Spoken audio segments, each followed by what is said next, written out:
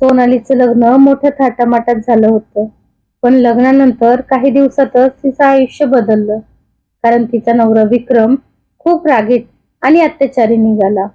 छोट्या छोट्या गोष्टींवरून तो तिला ओरडायचा. कधी भांडी उशिरा धुतली तरी मारायचा, तर कधी फोनवर कोणाशी बोलली म्हणून संशय घ्यायचा. सोनाली रोज शांतपणे सगळं सहन करत होती, कारण तिला वाटायचं की एक दिवस विक्रम बदलेल. पण दिवसेंदिवस त्याचा राग वाढतच गेला.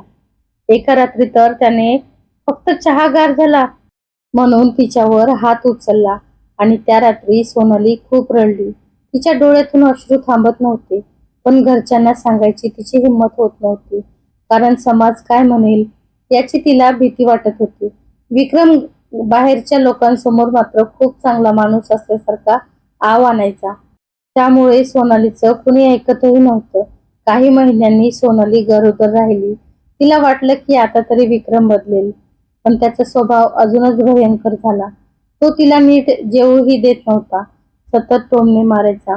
एका दिवशी सोनालीच्या आईचा फोन आला आणि आईने फक्त एवढंच विचारलं की तू खुश आहेस ना? पण सोनालीने खोटं हसून हो म्हटलं, कारण आईला त्रास द्यायचा नव्हता. रात्री मात्र ती उशी मध्ये तोंड लपवून रडत राहिली. वेळ जात गेला आणि सोनालीने एका गोंडस मुलीला जन्म दिला. पण विक्रमला मुलगी झाल्याचा राग आला. त्याने हॉस्पिटलमध्येही तिच्याशी नीट बोलत नाही. घरी आल्यानंतर सोनालीवर जबाबदाऱ्या आणखी वाढल्या. बाळ रडत असेल तर तो तिच्यावर चिडायचा आणि स्वतः मात्र मित्रांसोबत फिरत राहायचा. एक दिवशी विक्रम दारू पिऊन घरी आला आणि पैशावरून दोघात भांडण झालं. रागाच्या भरात त्याने सोनालीला जोरात ढकललं आणि ती थेट जमिनीवर पडली. तिच्या हातातून मुलगीही निसटता निसटता वाचली. त्या क्षणी मात्र सोनालीच्या मनात काहीतरी तुटलं. तिने पहिल्यांदा स्वतःसाठी विचार केला.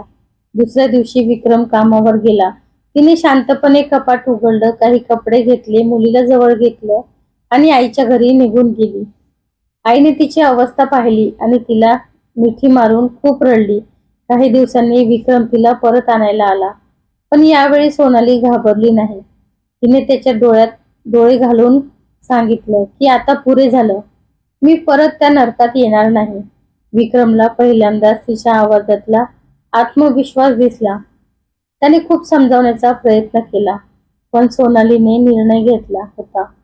ती स्वतःच्या पायावर उभी राहण्यासाठी शिवणकाम शिकू लागली. हळूहळू तिचं आयुष्य बदलू लागलं. तिच्या चेहऱ्यावर पुन्हा हास्य दिसू लागलं. मुलगीही आनंदात वाढू लागली. काही महिन्यांनी विक्रम पूर्णपणे एकटा पडला, कारण ज्याच्यासमोर तो चांगुलपणाचा मुखवटा घालायचा त्यांनाही आता त्याचं खरं रूप समजलं होतं. सोनालीने खूप त्रास सहन केला होता, पण शेवटी तिने स्वतःची किंमत ओळखली आणि एक गोष्ट शिकली की अन्याय सहन करणं म्हणजे चुकीला साथ देणं असतं. आणि ज्या दिवशी स्त्री स्वतःसाठी उभी राहते त्या दिवशी तिच्या आयुष्यातला अंधार संपायला सुरुवात होते. सोनाली आता आईच्या घरी राहत होती, पण तिच्या मनात अजूनही भीती होती, कारण विक्रम इतक्या सहज हार मानणारा नव्हता. एक संध्याकाळी ती शिवणकाम करत बसली असताना तिच्या फोनवर सतत कॉल येऊ लागले. नंबर विक्रमचाच होता, पण तिने फोन उचलला नाही. काही वेळाने मेसेज आला, तू माझ्याशिवाय राहू शकत नाहीस, परत ये, नाहीतर परिणाम वाईट होतील. तो मेसेज वाचून तिच्या हाताला थरथर सुटली, पण यावेळी ती आधीसारखी कमकुवत नव्हती. आईने तिच्या खांद्यावर हात ठेवला आणि म्हणाली, घाबरू नकोस, आम्ही तुझ्या सोबत आहोत. त्या शब्दांनी तिच्या डोळ्यात पाणी आलं, पण मनात ध्येयही आलं. दुसऱ्या दिवशी सोनाली बाजारात कामासाठी गेली असताना अचानक विक्रम तिच्या समोर येऊन उभा राहिला. त्याच्या डोळ्यात राग होता. तो हळू आवाजात म्हणाला, खूप उडायला लागलीस का तू? सोनाली काही बोलण्याआधीच त्याने तिचा हात पकडला, पण आजूबाजूच्या लोकांनी ते पाहिलं आणि विक्रमला ओरडायला सुरुवात केली. तो रागाने निघून गेला, पण जाताना पुन्हा धमकी देऊन गेला. त्या रात्री सोनालीला झोपच लागली नाही. तिला सतत भीती वाटत होती की विक्रम काहीतरी करेल, पण तिच्या मुलीकडे पाहून तिने स्वतःला सावरलं, कारण आता तिला फक्त स्वतःसाठी नाही तर मुलीसाठीही मजबूत बनायचं होतं. काही दिवसांनी सोनालीचं शिवणकाम चांगलं चालू लागलं. लोकांना तिचं काम आवडू लागलं आणि ती थोडे थोडे पैसे कमवू लागली. तिच्या आयुष्यात पहिल्यांदाच तिला स्वतःच्या मेहनतीचा अभिमान वाटत होता. पण एक दिवस अचानक पोलिसांचा फोन आला. विक्रमचा अपघात झाला होता आणि तो हॉस्पिटलमध्ये होता. हे ऐकताच सोनाली काही क्षण शांत झाली. तिच्या मनात रागही होता आणि जुन्या आठवणीही. तिला समजत नव्हतं काय करावं. शेवटी ती हॉस्पिटलमध्ये गेली. विक्रम बेडवर पडला होता. त्याच्या चेहऱ्यावर आधीसारखा अहंकार नव्हता. तो खूप कमजोर दिसत होता. सोनालीला पाहताच त्याच्या डोळ्यात पाणी आलं. तो हळू आवाजात म्हणाला, मी तुझ्याशी खूप चुकीचं वागलो. मला माफ कर. हे ऐकून सोनालीच्या मनात अनेक भावना एकत्र आल्या. पण तिने शांतपणे उत्तर दिलं, माफी मागून जखमा भरत नाहीत. विक्रम विक्रमकडे उत्तर नव्हतं. काही क्षण दोघात शांतता पसरली. मग सोनाली तिथून निघून गेली. त्या दिवसानंतर विक्रमने तिला पुन्हा त्रास दिला नाही. कदाचित त्यालाही त्याच्या चुका समजल्या होत्या. सोनाली मात्र आता पूर्णपणे बदलली होती. ती आधीसारखी घाबरणारी बाई राहिली नव्हती. ती स्वतःच्या पायावर उभी राहणारी मजबूत आई बनली होती. तिच्या मुलीने एक दिवस तिला मिठी मारून विचारलं, आई, तू आता नेहमी खुश राहणार ना? ते ऐकून सोनालीच्या चेहऱ्यावर हलकंसं हसू आलं आणि तिने मुलीला घट्ट मिठी मारली. कारण खूप वर्षांनी तिला खरं आयुष्य जगायला मिळत होतं. विक्रमच्या अपघातानंतर काही महिने शांततेत गेले होते. सोनाली आता स्वतःच्या कामात व्यस्त होती. तिचं शिवणकाम गावभर प्रसिद्ध होऊ लागलं होतं. लोक खास तिच्याकडे कपडे शिवायला येत होते. तिच्या चेहऱ्यावर आता आत्मविश्वास दिसत होता. पण नियतीला अजून काही वेगळंच मान्य होतं. एक दिवशी संध्याकाळी दुकान बंद करून ती घरी जात असताना तिला रस्त्याच्या कोपऱ्यावर विक्रम दिसला. तो खूप बदललेला वाटत होता. चेहरा उतरलेला, डोळ्यात पश्चाताप दिसत होता. तो तिच्या समोर आला आणि शांत आवाजात म्हणाला, फक्त 2 मिनिटं बोलायचं आहे. सोनाली काही क्षण शांत राहिली. पण मग म्हणाली, बोल, काय बोलायचं आहे?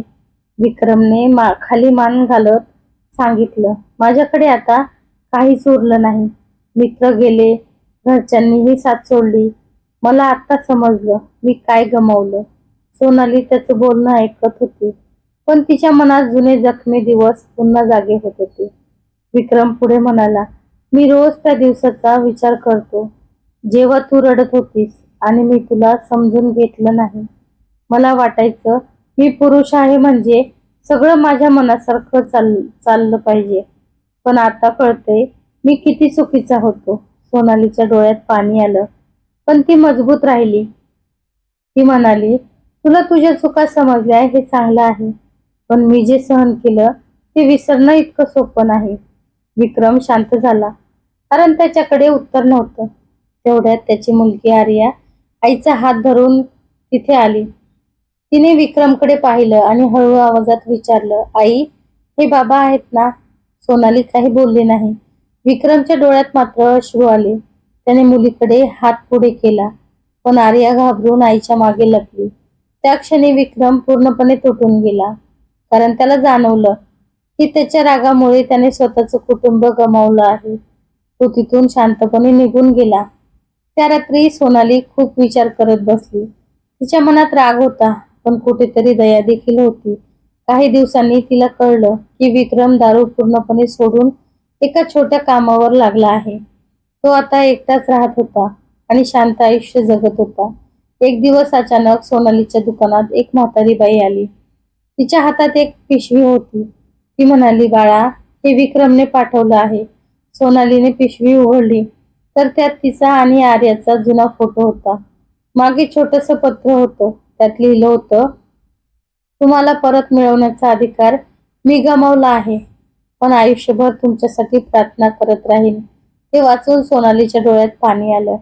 पण यावेळी ते अश्रू दुःखाचे नव्हते, तर एका संपलेल्या अध्यायाचे होते. तिने फोटो कपाटात ठेवला आणि आर्याला जवळ घेतलं. कारण आता तिचं आयुष्य कोणाच्या भीतीवर नाही, तर स्वतःच्या ताकदीवर उभं होतं आणि तिला शेवटी खरी शांतता मिळाली होती.